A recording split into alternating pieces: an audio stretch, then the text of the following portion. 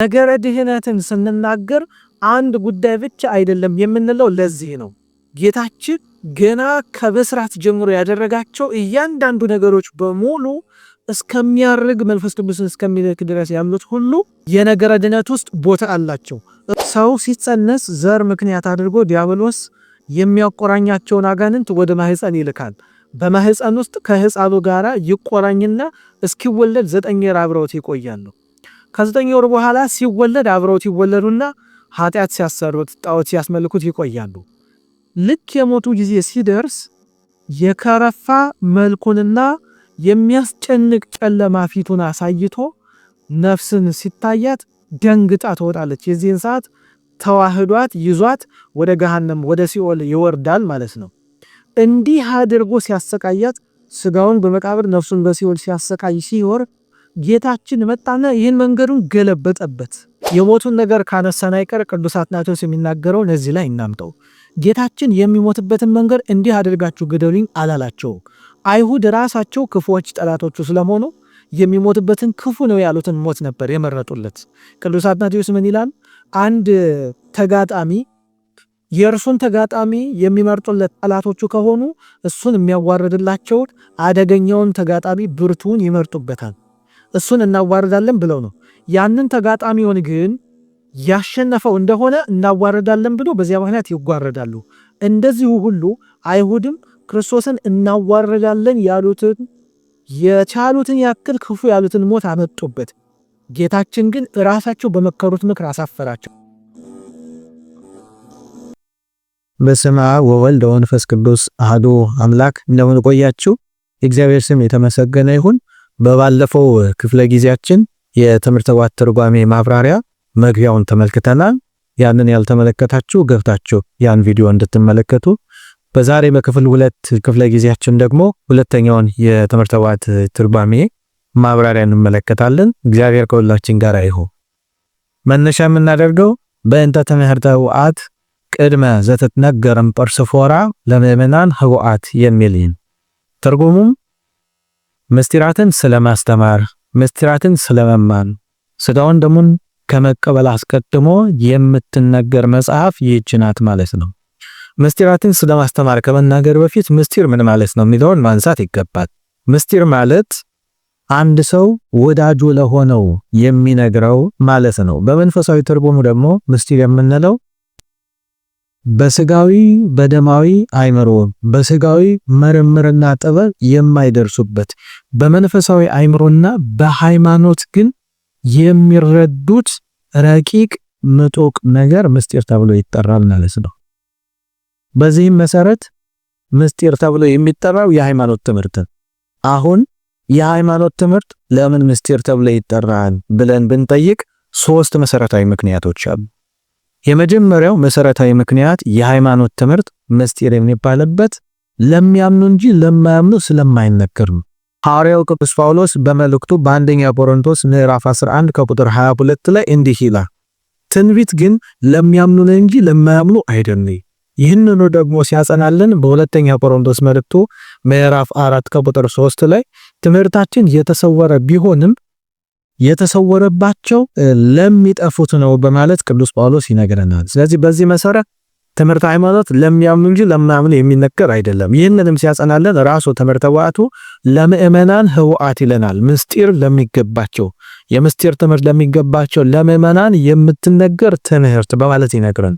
ይህች ትምህርት ለምእመናን ብቻ የምትነገር ወይም ለሚያምኑ ብቻ እንድትነገር መሰረት ሆኖ ያዘዘን ደግሞ ራሱ መድኃኒታችን ነው።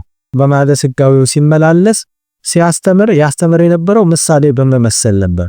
ብዙዎቻችን ይሄን የምንረዳው ለገበሬውም በሚገባው በዘሩ ለባለ ነጋዴውም ደግሞ በመክሊቱ ሲያስተምር በሚገባቸው ለማስረዳት ብቻ ይመስልናል። ዋናው ምክንያት ግን ምስጢር አፈሳ እንዳይሆን ነው።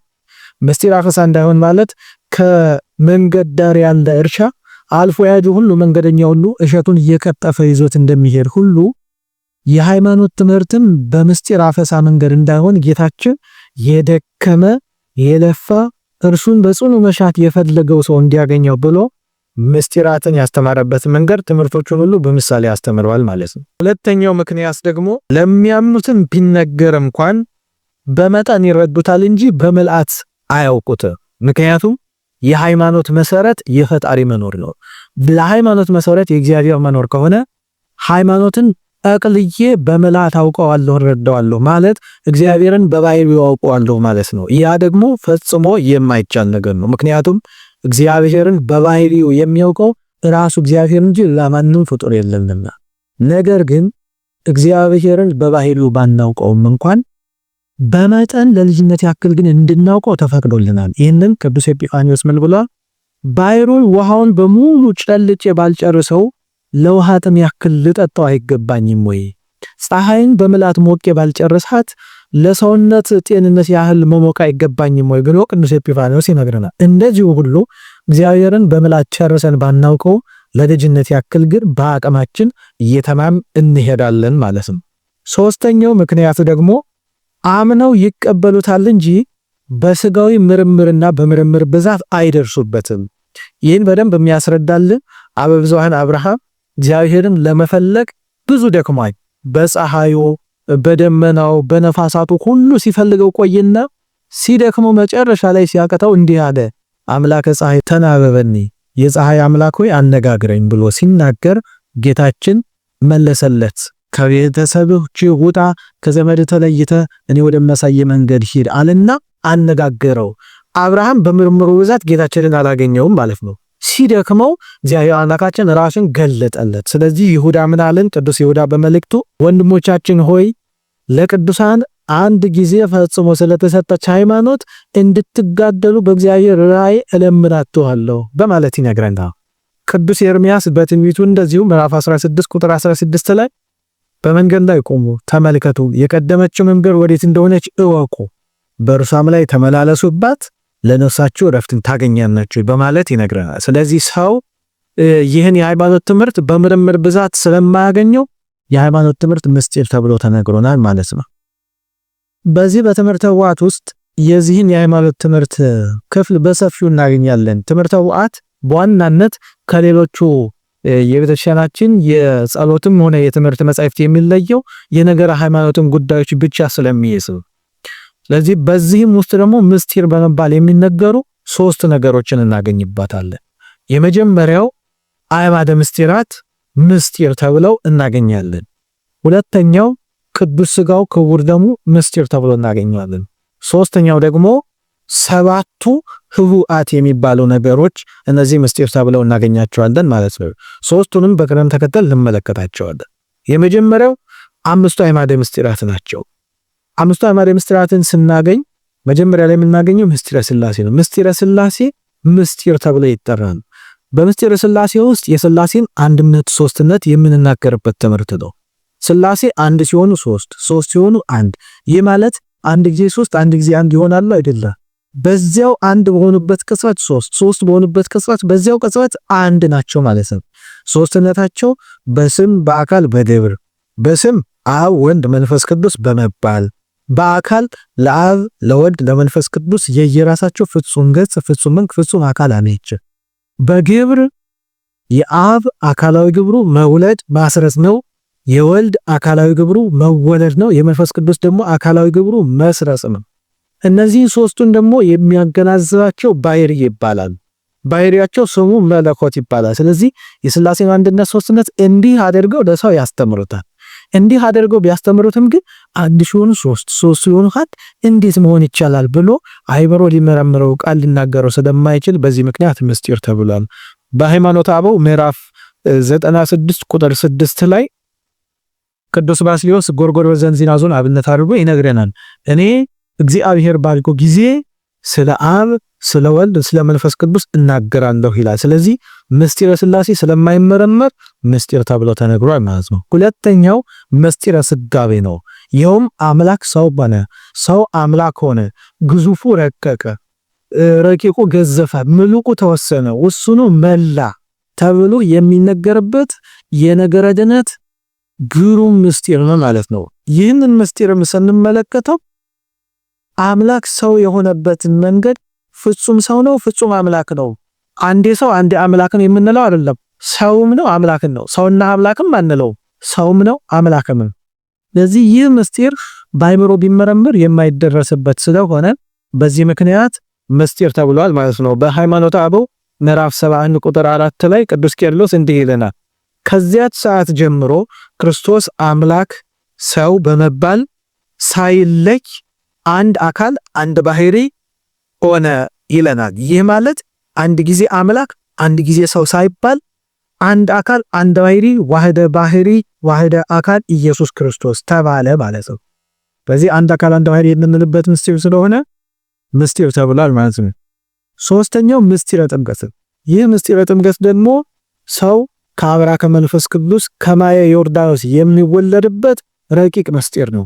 ይኸውም ካህኑ ውሃውን በብርት አቅርቦ አሐዱ አብ ቅዱስ አሐዱ ወልድ ቅዱስ አሐዱ ውእቱ መንፈስ ቅዱስ ብሎ በባረከው ጊዜ ውሃው ተለውጦ በዕለተ ዓርብ ከጌታችን ጎን የወረደውን የጎኑን ውሃ ይሆናል። ይህንን እናምናለን፣ እንዲህም ብለን እናስተምራለን። ሰው በዚያች ውሃ ብቅ ጥልቅ ብሎ ሲጠመቅባት የሥላሴ ልጅነትን ያገኝባታል። በሚታይ አገልግሎት የማይታይ ጸጋ ያገኝባታል። ነገር ግን ሰው እንዴት ብሎ ነው የሥላሴ ልጅ ሊሆን የሚችለው? ውሃው ተለውጦስ የጌታ ልማየ ገቦ ሊሆን የሚችለው እንዴት ነው ብለን ብንመረምር ልብ ሊያስበው አልናገረው ስለማይችል በዚህ ምክንያት ምስጢር ተብሏል። አራተኛው ምስጢረ ቁርባን ነው። ይህ ምስጢረ ቁርባን ካህኑ ህብስቱን በፀሐይ ወይንም ደግሞ በጽዋ አድርጎ ከመንበሩ አኑሮ አሐዱ አብ ቅዱስ ብሎ ባርኮ አኮቴተ ቁርባኑን ባደረሰበት ጊዜ ህብስቱ ተለውጦ ሥጋ ወልደ እግዚአብሔር ወይኑ ደግሞ ተለውጦ ደሞ ወልደ እግዚአብሔር ይሆናል። ይህንን አምነን ነፍስ የተለየው መለኮት የተዋሃደውን የጌታችንን ሥጋና ደም እንቀበላለን። ነገር ግን ህብስቱ ተለውጦ ሥጋ ወልደ እግዚአብሔር ወይኑ ተለውጦ ደሞ ወልደ እግዚአብሔር እንዴት ሊሆን ይችላል ብለን ልንመረምር ብንሞክር ፈጽሞ የማንደርስበት ረቂቅ ስለሆነ በዚህ ምክንያት ምስጢር ተብሏል ማለት ነው። አምስተኛ ላይ የምናገኘው ምስጢረ ትንሣኤ ሙታን። ይህ ምስጢረ ትንሣኤ ሙታን ከፈረሱ ከበሰበሱ በኋላ አካል ገዝተው ይነሳሉ ብለን የምናስተምርበት ትምህርት ነው። ተስፋም ብናደርገዋላ በሃይማኖት ጸሎታችን ላይ ስንጸልይ ወንሴፍኮ ትንሣኤ ሙታን ወሕይወተ ዘይመጽእ ለዓለመ ዓለም እንላለን። የሙታንን መነሳት ተስፋ እናደርጋለን፣ የሚመጣውንም ሕይወት ደግሞ ለዘላለሙ ተስፋ እናደርጋለን ብለን እንናገራለን። ለዚህ በደንብ የሚያስረዳን ቅዱስ ጳውሎስ በቆሮንቶስ መልእክቱ የትንሣኤ ሙታንን ነገር ልቡናቸው ሲጠራጠርባቸው ተመልክቶ አንተ ሰነፍ የቆሮንቶስ ገበሬ፣ አንተ የምትዘራው ስንዴ እንዴት ብሎ የሚበቅል ይመስልሃል? ሳይሞት ሳይፈርስ ሳይበሰብስ የሚበቅል ይመስልሃል ወይ? እንደዚሁ ሆኖ የሙታንን ትንሣኤ ብሎ ያስተምራል። ለዚህ ጌታችን ትንሣኤ ሙታን እንዳለን እንድንረዳ በብዙ ምሳሌ አስቀምጦልናል። የመጀመሪያው ቅድም ያነሳነው አዝርዕት ሲዘሩ ፈርሰው በስብሰው ነው የሚበቅሉ እንጂ ሳይሞቱ አይነሱ። ሁለተኛ ከሰውነታችን ላይ ጥፍራችንን ጸጉራችንን ስንቆርጥ ዳግመኛ ይበቅላል። ሶስተኛ ምሳሌ ደግሞ ብናመጣ እንስሳቱን፣ አራዊቱን፣ አዕዋፍን በሙሉ ስናያቸው አጎንብሰው ይሄዳሉ እንጂ ቀና ብለው አይሄዱም። እኛ ቀና ብለን እንሄዳለን። አንደኛ የእነሱ ገዢዎች እኛ ስለሆን ነው። ሁለተኛው ዋናው ጉዳይ ግን ትንሣኤ ሙታን እንዳለን ሲያሳየን እንዲህ ቀና አድርጎ ፈጥሮናል ማለት ነው። ስለዚህ ትንሣኤ ሙታን እንዳለ እናምናለን። ነገር ግን ሙታን እንዴት ይነሳሉ ብለን ብንመራመር ፈጽሞ ልንደርስበት አንችልም። ሲሆን እንረዳዋለን ማለት ነው። በሃይማኖተ አበው ምዕራፍ 28 ቁጥር 21 ላይ ቅዱስ አትናቴዎስ እንዲህ ይለናል፣ ዳግመኛም የሞቱ የጻድቃንንና የኃጥአንን መነሳት እናምናለን። ሁሉም አካል ሳይጎድላቸው ይነሳል፣ ክፉንም ቢሆን በጎንም ቢሆን ከፈጣሪያቸው ይቀበላሉ ይለናል። ስለዚህ ከፈጣሪያቸው ዋጋቸውን ለመቀበል ሙታን ይነሳሉ ብለን ይህንን እናምናለን ማለት ነው። ሁለተኛ ላይ የምናገኘው ከሶስቱ ህዋዓት ውስጥ ያለው ደግሞ ቅዱስ ሥጋው ክቡር ደሙ ነው።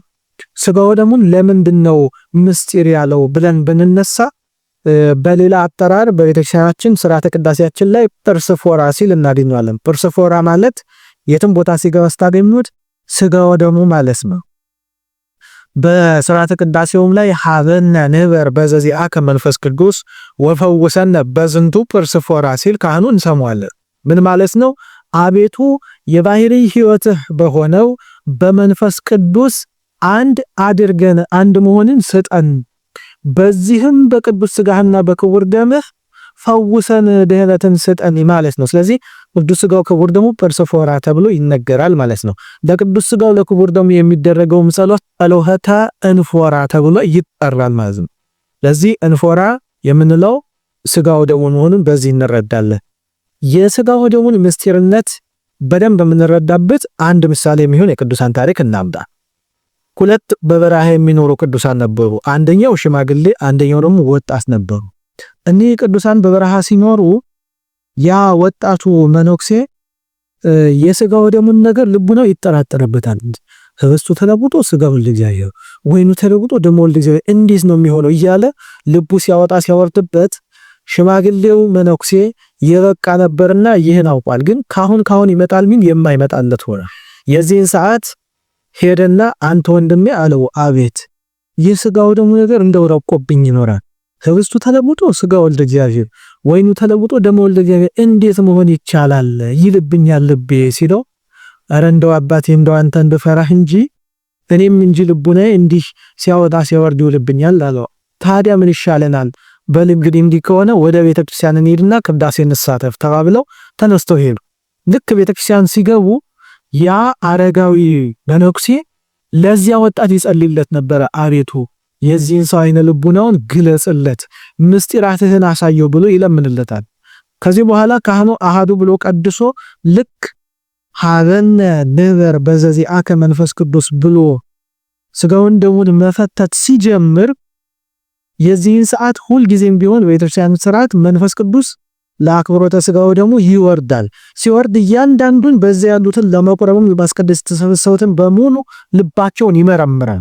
ጥርጥር ያለበት ካለ ሊቀስፍም ይችላልና መንፈስ ቅዱስ ሲወርድ አይኑ ተገለጠለትና የካህኑ 10 ጣቶቹ ሁሉ በደም ተነክረው ጌታችንን ደግሞ እዚያ መሰዊያው ላይ ተቀምጦ ካህኑ ሲፈተተው ተመለከተና ደንግጦ ፍግም ብሎ ወደቀ። የዚህን ሰዓት ከሰማይ ጌታችን እንዲህ የሚል ድምጽ አሰማው፣ ለሁሉ ለአይምሮ በሚመጥን መንገድ መገለጤ ነው እንጂ ሁል ጊዜም እንዲህ ስሆን እኖራለሁ ብሎ አስረዳው። ስለዚህ የቅዱስ ሥጋው የክቡር ደሙ ነገር እንዲህ ያለ ረቂቅ ምስጢር ስለሆነ በዚህ ምክንያት ምስጢር ብለው አባቶቻችን ከሶስቱ ህቡዓት ከተባሉ በትምህርተ ኅቡዓት እስካሉት ለይተውልናል ማለት ነው። በሃይማኖተ አበው ምዕራፍ 28 ከቁጥር 22 ላይ ቅዱስ አትናቴዎስ እንዲህ ሲል ይነግረናል። ወካዕበ ነአምን በቁርባን ቅዱስ ከመውእቱ ሥጋ ወደም ማህያዊ ዘእግዚእነ ወመድኃኒነ ኢየሱስ ክርስቶስ ይላል። የሚያድን ማህያዊ የሆነ የኢየሱስ ክርስቶስ ቅዱስ ሥጋውና ክቡር ደሙ እንደሆነ በእውነት በቅዱስ ቁርባን ዳግመኛ እናምናለን በማለት ይናገራል። ለዚህ ቅዱስ ቁርባን የጌታ ሥጋና ደም እንደሆነ እናምናለን። ህብስቱ ተለውጦ ሥጋው እንደ እግዚአብሔር፣ ወይኑ ተለውጦ ደግሞ ደሙ እንደ እግዚአብሔር እንዴት መሆን እንደሚችል ግን ማንም አያውቅም። ቅዱሳን እውነት ነው ያዩታል። የሚያዩት ግን ከተለወጠ በኋላ ነው እንጂ ሲለወጥ አያውቁ። ለዚህ በዚህ ምክንያት ምስጢር ተብሏል ማለት ነው። ትምህርተ ኅቡዓት የምንለው እንደ እንግዳ ደራሽ እንደ ውሃ ፈሳሽ የመጣ አይደለም። ከአበብዙኃን ከአብርሃምና ከመልከጼዴቅ ጀምሮ ሲያያዝ የመጣ ነው። ይኸው አበብዙኃን አብርሃም ነገሥተ ኮሎዶ ጎሞርን ድል ነስቶ ሲመለስ ኃይል ቢሰማው ጌታዬ ሆይ ልጅህን የምትልከው በእኔ ዘመን ነው ወይስ ምሳሌውን ታሳየኛለህ ብሎ ጠየቀው። የዚህን ሰዓት እግዚአብሔር እንዲህ ሲል መለሰለት፣ ልጄን የምልከውስ በኋለኛው ዘመን ነው፣ ምሳሌውን ግን ታያለህ።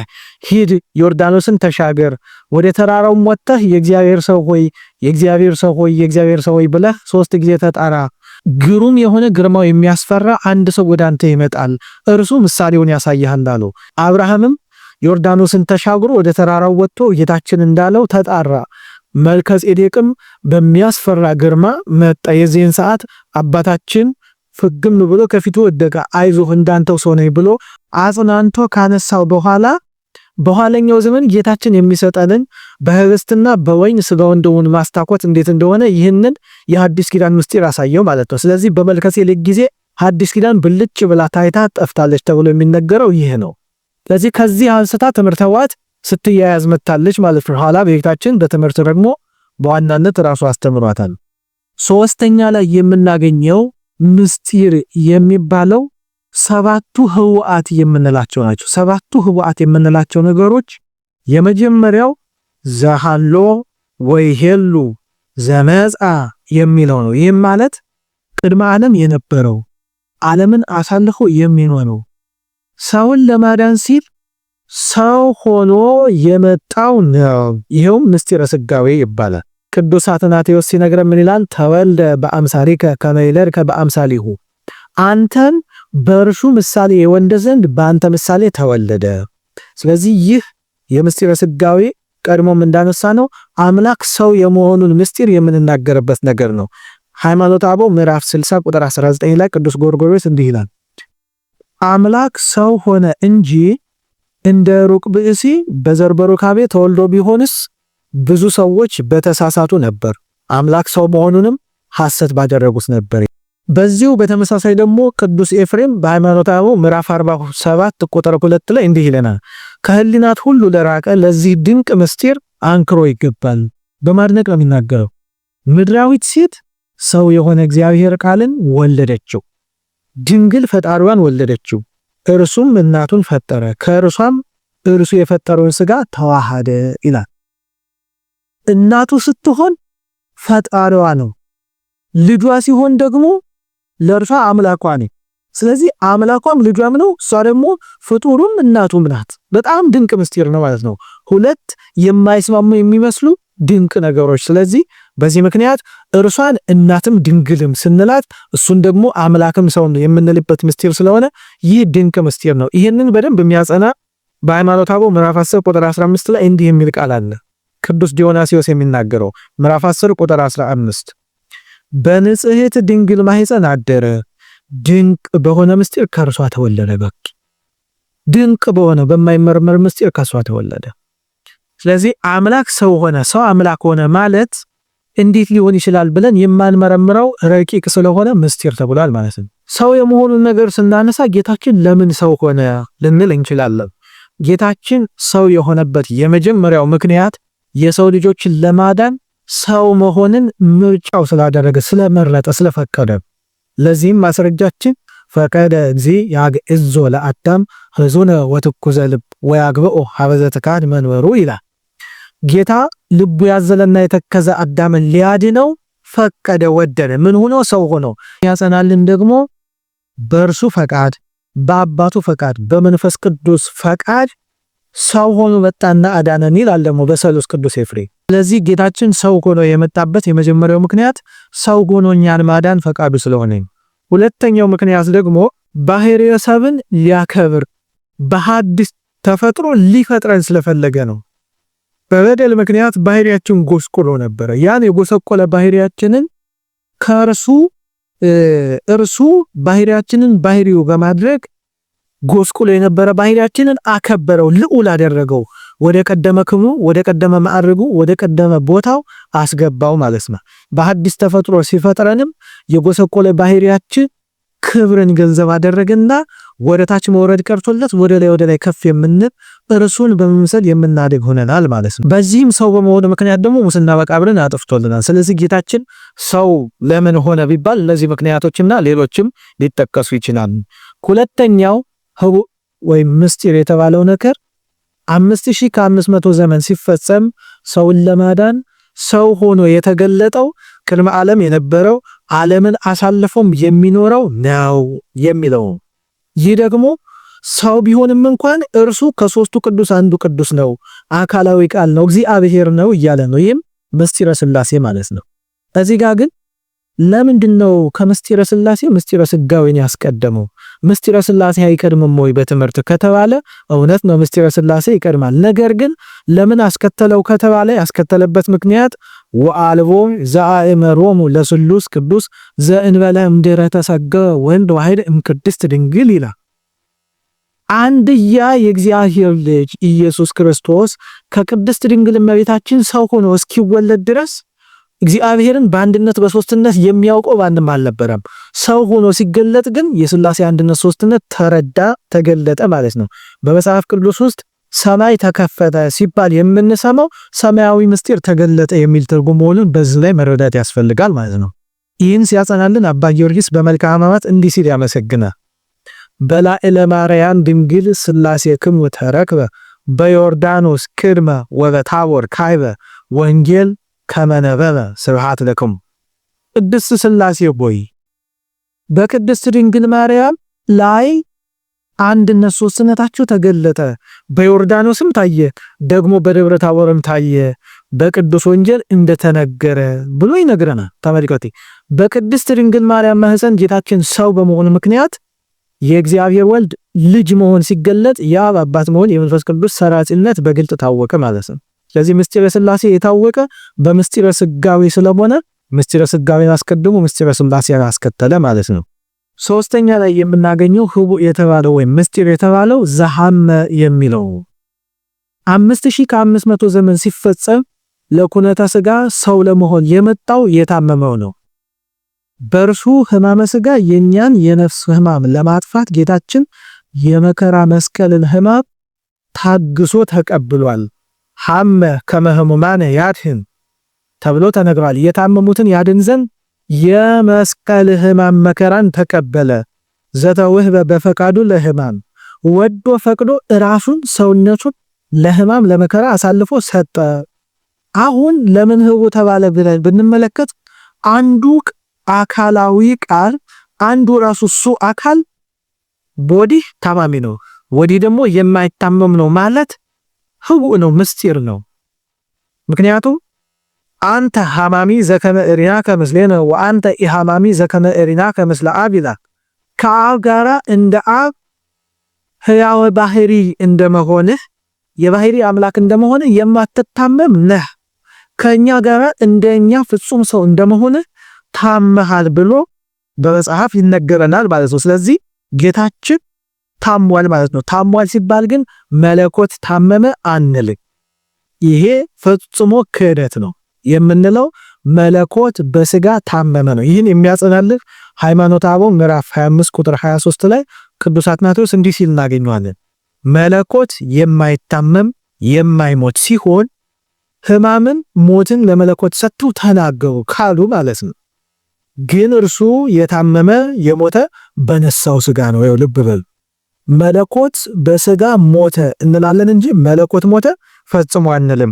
ይህን የሚያጸና ቅዱስ ኤጲፋኒዮስ ምዕራፍ 58 ሃይማኖተ አበው ቁጥር 34 ላይ እንዲህ ይላል። በችንካር የተቸነከረውን በጦር የተወጋውን እትራት አላጠፋም። በመስቀል ላይ የታመመ እርሱ በመለኮቱ ሕማም የሌለበት እንደሆነ አሳየ እንጂ። ይህን በማለት መለኮት ታመመ ማለት ክህደት መሆኑን በደንብ አበጠሩ አባቶቻችን ይነግሩናል ማለት ነው። ስለዚህ አንዱ አካል ታማሚ እሱ ራሱ አካል ደግሞ የማይታመም ነው ማለት ጭንቅ ነገር ስለሆነ የማይብራራ ስለሆነ በዚህ ምክንያት ምስጢር ተብሎ ይነገራል ማለት ነው። አራተኛው ወሞተ የሚለው ነው። የታመመውም የሞተው ነው። በእርሱ የሥጋ ሞት የኛን የነፍስ ሞት ያጠፋልን ዘንድ ስለኛ ሲል ሞተ። በሞቱ ደምሰሶ ለሞት በሞቱ ሞትን አጠፋልን። ወንድሞቼ በሞቱ ሞትን የገደለልን ብቸኛው መድኃኒታችን ኢየሱስ ክርስቶስ ነው። ስለዚህ በሞቱ ለሞት ደምሰሶ ተብሎ ይነገራል ማለት ነው። ቅዱስ አግናጢዮስ በሃይማኖተ አበው ምዕራፍ 11 ቁጥር 13 ላይ እንዲህ ይላል። መለኮት ሞተ ካልክ፣ ልብ በሉ፣ መለኮት ሞተ ካልክ ሶስቱም ሞቱ እንዲያሰኝብህ የጌታችንንም ሥጋ በመቃብር ውስጥ እንደ ሙታን በድን እንዳደረግኸው ከመለኮትም እንደለየው አታውቅምን? የሥላሴ ባህሪ አንድ ነውና ይኸውም አንድ መለኮት ነው። ልብ በሉ፣ መለኮት ሞተ፣ መለኮት ታመመ ማለት ሶስቱም ሁሉ ታመሙ፣ ሶስቱም ሁሉ ሞቱ ማለት ነው። መለኮት ሞተ ሳይሆን የምንለው መለኮት በስጋ ሞተ ነው የምንለው። ስለዚህ ሞተ በስጋ ወሐይወ በመንፈስ ተብሎ ደግሞ በመጽሐፍ ቅዱስ ይነገራል። በስጋ ሞተ፣ በመለኮቱ ግን ሕያው ነው። መለኮት ከስጋ ጋር በመቃብር ነበረ፣ ከነፍስም ጋር በሲኦል ወርዶ ነበር ማለት ነው። ይህንኑ በደንብ የሚያጸናልን ሃይማኖተ አበው ምዕራፍ 80 ቁጥር 9 ላይ ቅዱስ ቄርሎስ እንዲህ ይለናል። እኔ በስጋ እንደሞተ በእግዚአብሔርነቱ ኃይልም እንደተነሳ አምናለሁ። እርሱ የባህሪ አምላክ ነው። እንደምን ሞተ ይላል በማድነቅ እንደምን ሞተ። ስለዚህ ጌታችን ሞተ ብለን ስንናገር መለኮት በስጋ ሞተ ማለታችንን መዘንጋት የለብንም። ምስጢርነቱን በደንብ የሚያስረዳም የመጽሐፍ ክፍል እንዲህ ይላል። አንተ መዋቲ ዘከመ እሬናከ ምስሌነ ወአንተ ኢሞአቲ ዘከመ እሪናከ ምስለ አብ ይላል። ከአብ ጋራ እንደ አብ ሕያው ባህሪ የባህሪ አምላክ በመሆንህ የማትሞት ሕያው ነህ። ከእኛ ጋራ እንደ እኛ ፍጹም ሰው በመሆንህ በስጋ ትሞታለህ ወይም ሞተሃል ብሎ ይናገራል ማለት ነው። ስለዚህ አንዱን አካል ሟቲ ነው፣ እሱ አካል ደግሞ የማይሞት ነው ማለት ሊመረምሩት የማይችል ረቂቅ ስለሆነ ምስጢር ተብሏል ማለት ነው። የሞቱን ነገር ካነሳን አይቀር ቅዱስ አትናቴዎስ የሚናገረው ለዚህ ላይ እናምጠው። ጌታችን የሚሞትበትን መንገድ እንዲህ አድርጋችሁ ግደሉኝ አላላቸው። አይሁድ ራሳቸው ክፉዎች ጠላቶቹ ስለሆኑ የሚሞትበትን ክፉ ነው ያሉትን ሞት ነበር የመረጡለት። ቅዱስ አትናቴዎስ ምን ይላል? አንድ ተጋጣሚ የእርሱን ተጋጣሚ የሚመርጡለት ጠላቶቹ ከሆኑ እሱን የሚያዋርድላቸው አደገኛውን ተጋጣሚ ብርቱን ይመርጡበታል። እሱን እናዋርዳለን ብለው ነው። ያንን ተጋጣሚውን ግን ያሸነፈው እንደሆነ እናዋርዳለን ብሎ በዚያ ምክንያት ይጓረዳሉ። እንደዚሁ ሁሉ አይሁድም ክርስቶስን እናዋርዳለን ያሉትን የቻሉትን ያክል ክፉ ያሉትን ሞት አመጡበት። ጌታችን ግን ራሳቸው በመከሩት ምክር አሳፈራቸው። እንዲያውም በዛአት ከለ ተሰደ ወበዘመከረ ተሐፈረ ይላል። በመከራው ምክር ራሱ አፈረበት። ባስተከለው መስቀል ክርስቶስን አዋርዳለሁ ብሎ ራሱ ተሰደረበት። እንዲያውም ከዚያ በኋላ እንኳን ካህናት ይቅርና ምእመናን ራሳቸው በስመ አብ ወወልድ ወመንፈስ ቅዱስ ሲሉ ካማተውበት ቦታ ሰይጣን አይቆም። ስለዚህ በዚህ በሞቱ ሞትን ያጠፋልን ክርስቶስ የማይሞትም የሚሞትም መሆኑ የሚነገርበት ረቂቅ ምስጢር ስለሆነ በዚህ ምክንያት ዘሞተ የሚለው ሕውተ ብሏል ማለት ነው። አንዱን አካል ወዲህ የሚሞት ነው፣ ወዲህ ደግሞ የማይሞት ሕያው ባህሪ ነው ማለት ረቂቅ ምስጢር ስለሆነ በዚህ ምክንያት ሕውተ ብሏል ማለት ነው። ይህን የሚያጸናልን በሃይማኖተ አበው ምዕራፍ 83 ቁጥር 17 ላይ በመለኮት ሕያው ሲሆን በስጋ ሞተ ይለናል። ያው አገላለጹ ይሄ ነው። በስጋ ሞተ እንላለን። አምስተኛ ላይ የምናገኘው ወተቀብረ የሞተውም የተቀበረውም እንግዲህ በሱ ወደ መቃብር ወርዶ በመቀበር የኛን ሙስና መቃብር ያጠፋልን ዘንድ ጌታችን ወደ መቃብር ወረደ። ቅዱስ እለእስክንድሮስ በሃይማኖተ አበው ምዕራፍ 16 ቁጥር 6 ላይ እንዲህ ይላል፣ ለሰው ሕይወትን የሚሰጥ ለእርሱ ሐሞትን አጠጡት፣ የሚያድን እርሱን ሞተ፣ ሙታንን የሚያስነሳቸው እርሱ ተቀበረ ይለናል። አንዱን አካል ወዲህ በመቃብር ውስጥ አለ፣ ወዲህ ደግሞ ከመቃብር ውጪ በዘባነ ኪሩ ተቀምጦ ሲሰለስ ሲቀደስ አለ ይመሰግናል ማለት ጭንቅ ነው፣ ምስጢር ነው ማለት ነው። ቅዱስ አባታችን አትናቴዎስም ይህንን ይናገራል። በማህፀነ ማርያም ሕፃን ሆኖ ተጸንሶ ሳለም በኪሩቤል ጀርባ ላይ ነበረ። ዓለምንም በመሃል እጁ ይዞ ሲያስተዳድር ሲመግብ ነበረ። በመቃብር ውስጥም ስኩብ ሆኖ ተኝቶ ሳለም በመቃብር ውስጥም ስኩብ ሆኖ ተኝቶም ሳለ በዚያው ቅጽበት ደግሞ ዓለማትን እየመገበ እያስተዳደረ ነበረ።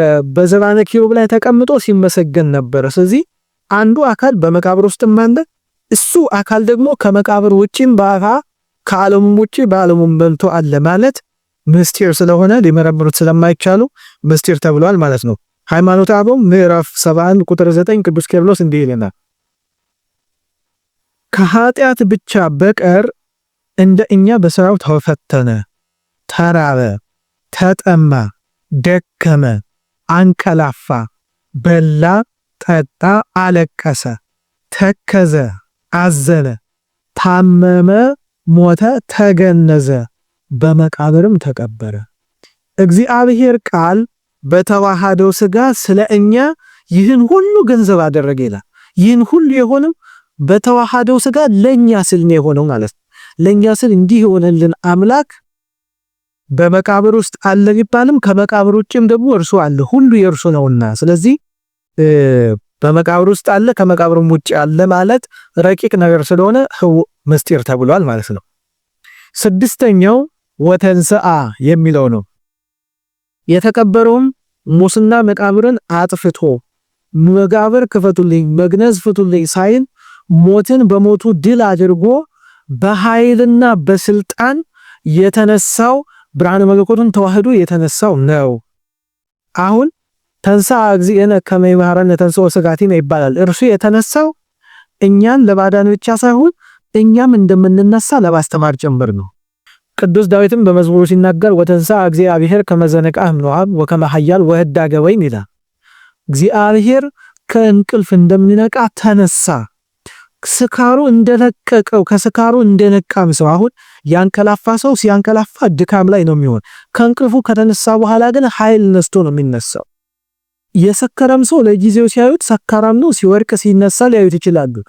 ከስካሩ ሲለቅ ግን በኃይልና በስልጣን ነው የሚቆመው። እንደዚሁ ጌታችን ሞትን በኃይሉ ድል ነስቶ እንደተነሳ የሚነገር ነውና እርሱ አካል አንዱ አካል በመቃብር ውስጥ ነበረ። ከመቃብር ሞትን ድል አድርጎ መግነዝ ፍቱልኝ መቃብር ክፈቱልኝ ሳይል ተነስቷል ማለት።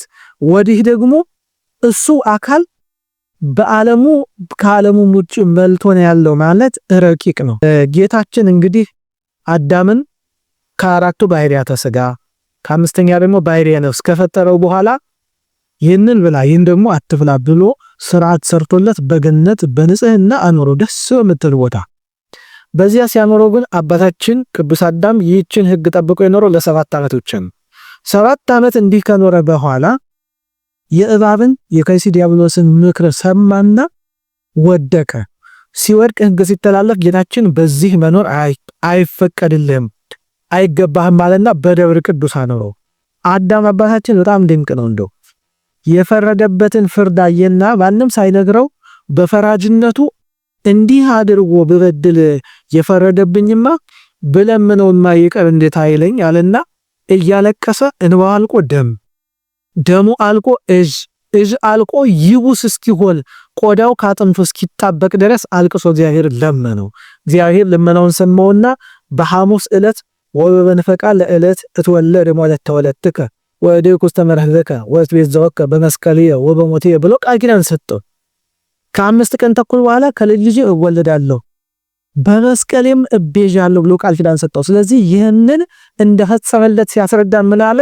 ዘሐመ ወሞተ ወተቀብረ ወተንሳ ብሎ ነገረን። ታመመ፣ የታመመው የሞተው በመቃብር የተቀበረው ሞትን ድል አድርጎ ከመቃብር የተነሳው ብሎ ይህንን ነገረን። ስለዚህ ጌታችን በመቃብር ነበረ፣ ሞትን ድል አድርጎ ተነሳ፣ ከመቃብር ውጭም ደግሞ ነበረ ማለት የማይመረምሩት ምስጢር ስለሆነ በዚህ ምክንያት ይህ ምስጢር ተብሏል ማለት ነው። የትንሳኤን ነገር ካነሳን አይቀር ትንሳኤ ሁለት ወገን ነው። በተለይ የፍጡራን ትንሳኤ ሁለት ወገን ነው። የመጀመሪያው ትንሳኤ ልቡና፣ ሁለተኛው ደግሞ ትንሳኤ ዘጉባኤ ይባላል። ትንሳኤ ልቡና ማለት ሰው ኃጢአት ሰርቶ በየዕለቱ ይሞታል። ክፋት ህልውና ስለሌላት ክፋትን የሚያደርግ ሰው ከሷ ጋር አብሮ ተባብሮ ይሞታል ማለት ነው።